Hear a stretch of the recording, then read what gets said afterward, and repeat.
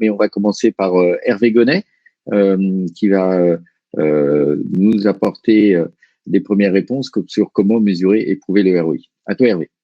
Bonjour à tous. Écoutez, je suis ravi d'être avec vous là aujourd'hui. Ça fait à peu près 1 heure que l'on a discuté ABM et je ne sais pas si vous le savez, mais le temps de concentration, de capacité de chacun, généralement, lors d'une conversation, est de l'ordre de 3 minutes. Donc là, je pense qu'on a largement dépassé votre niveau de concentration possible. Donc, ce que je vais faire, c'est quelque chose d'extrêmement simple, c'est que dans les 60 secondes qui restent, je vais vous donner les informations clés sur comment mesurer et prouver le ROI. Et donc, après, je développerai encore pendant 5 minutes à peu près les sujets si on a encore un petit peu le temps. Alors, le premier point, c'est tout simplement, je ne sais pas si c'est déjà retrouvé un peu dans cette configuration, au board, on vous dit, tiens, je vais lancer des campagnes ABM et on vous pose la question, très bien, mais pourquoi est-ce que vous avez cet air bizarre lorsqu'on vous demande un petit peu quel est le ROI de votre campagne marketing, account-based marketing? Du coup, les 3 défis qui sont sujets à cela sont très simples. La première, c'est que vous, en termes de directeur marketing, vous devez consolider de la donnée qui provient de différents systèmes. Vous avez vos sites Internet, vous avez vos emailing, vous avez sûrement peut-être un outil de marketing automation et puis vous avez aussi votre CRM. Donc, comment consolider un peu toutes ces données pour pouvoir tirer des indicateurs, pour pouvoir mesurer votre ROI? On n'a pas encore parlé, je pense, assez fortement, mais aussi comment mesurer ce fameux aliment entre le marketing et les ventes. Bon, le marketing travaille de son côté, les ventes travaillent de son côté, mais finalement, il faut qu'ils travaillent ensemble pour qu'on puisse trouver les bonnes cibles et trouver le bon contenu. Et puis, vous, en termes de marketeur aussi, vous vous dites, mais oui, mais bon, on m'a donné un budget, où est-ce que il va falloir que je le dépense pour améliorer et optimiser, pour faire venir les bonnes cibles sur les différents médias, le site Internet, les emailing, et donc, où est-ce qu'il va falloir que j'investisse? Alors, du coup, je vais vous présenter une petite scénette où il y a d'un côté, on va ouvrir le rideau du théâtre, il y a d'un côté les marketeurs, d'un côté les ventes.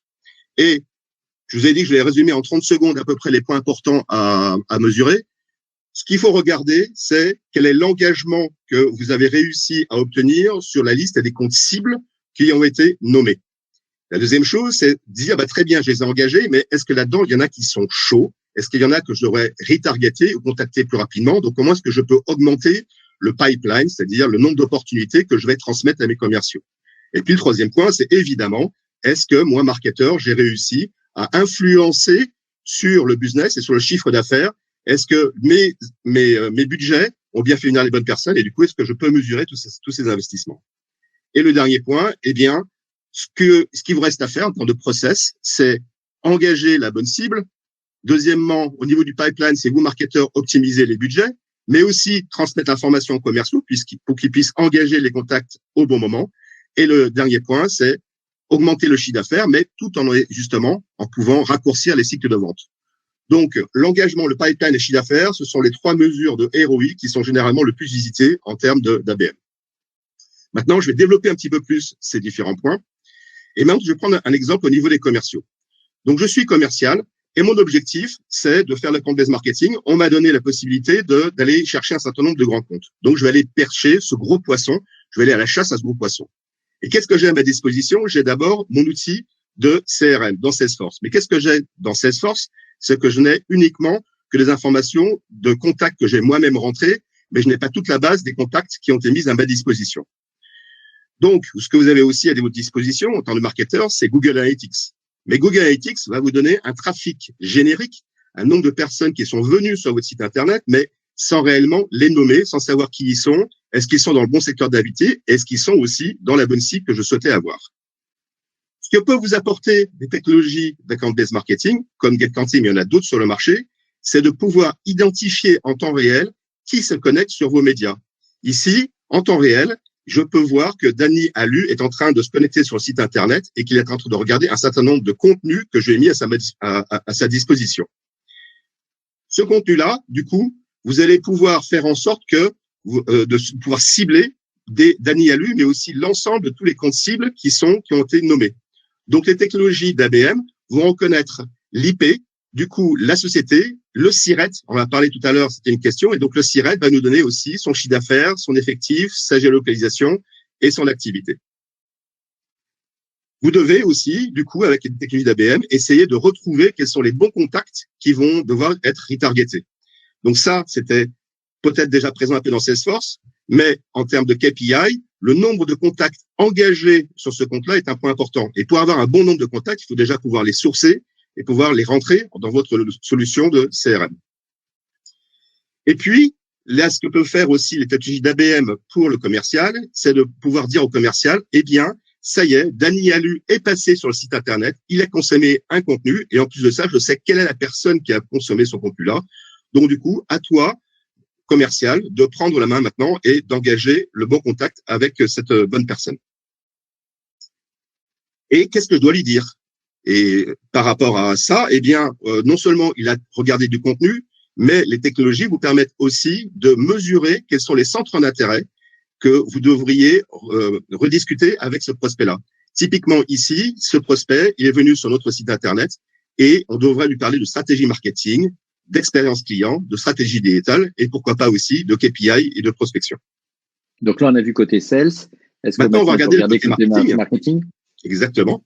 Donc, sur le côté marketing, donc ça, c'est l'autre partie du théâtre. Eh bien, là, je prends un exemple plutôt on est dans une marketing plutôt one-to-many.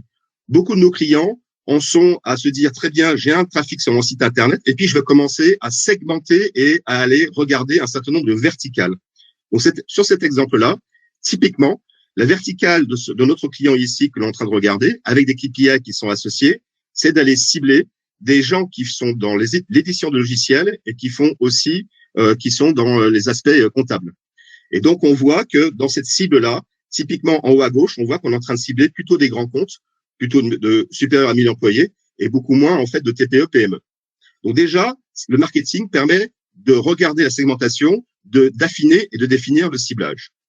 Deuxièmement, ce qui est les points peut-être le plus important pour un marketeur, une fois qu'il a lancé et engagé ses budgets sur LinkedIn, sur AdWords, sur les différents médias, eh bien, combien est-ce que j'avais de comptes cibles dans ma liste? Là, j'en avais 459, mais combien j'ai réussi à en engager sur la période que je suis en train d'analyser?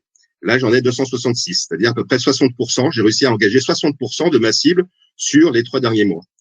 Et la technologie ABM permet aussi de cibler et de se dire, parmi ceux-là, quels sont les prospects les plus chauds, quels sont les comptes cibles les plus chauds que je devrais recontacter.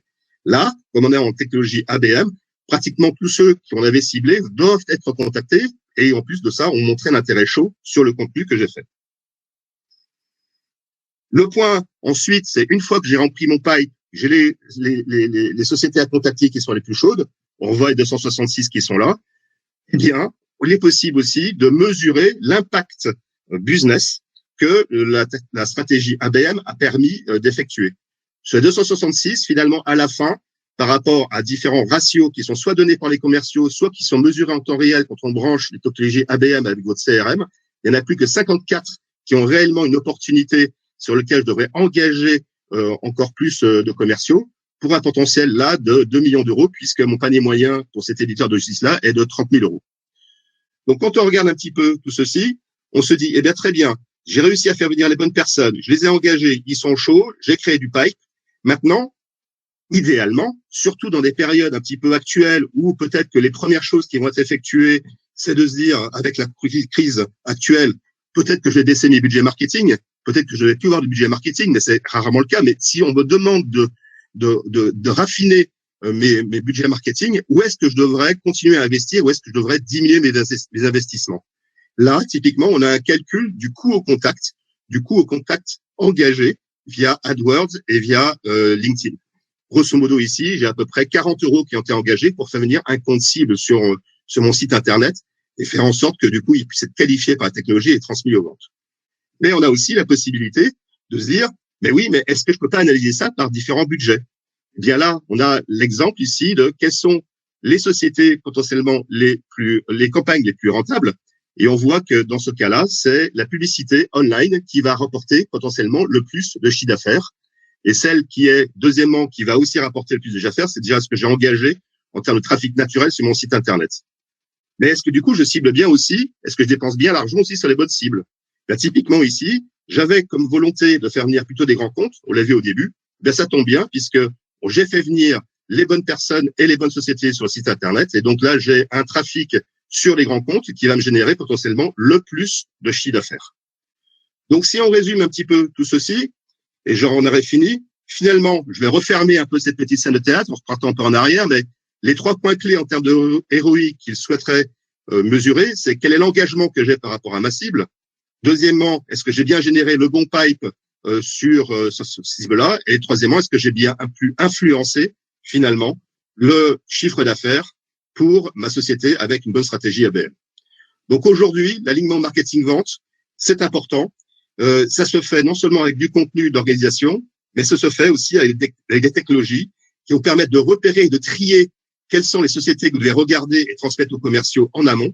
Et deuxièmement aussi, de pouvoir optimiser vos budgets marketing pour continuer à faire venir les bonnes personnes, les bonnes sociétés avec le meilleur budget au meilleur moment.